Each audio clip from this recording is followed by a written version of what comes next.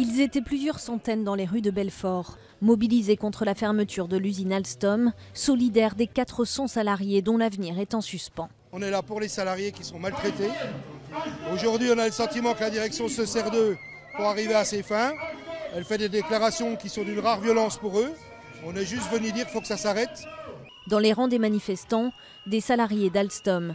Beaucoup sont en tenue de travail, veste rouge et grise sur le dos. D'autres viennent de Sochaux à 20 km de là.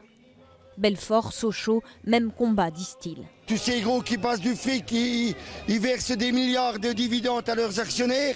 Et les gars doivent avoir rien, les retraités doivent avoir rien. C'est une honte ce pays. Au passage du cortège, les habitants encouragent les manifestants par un geste ou un regard. Tout le monde ici a un cousin, un ami ou un voisin qui travaille chez Alstom. C'est toute la ville qui se sent concernée par la fermeture de l'usine.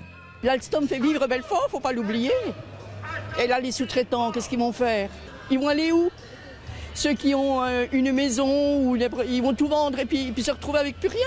Et les syndicats, même ceux qui viennent de loin, sont prêts à se mobiliser de nouveau dans les jours qui viennent. Il faut se battre parce que fermer une usine comme Alstom avec le savoir-faire qu'ils avaient, c'est inadmissible qu'on puisse fermer. Prochaine étape, le samedi 24 septembre. Les commerçants sont appelés à baisser leurs rideaux pour une opération Belfort, ville morte.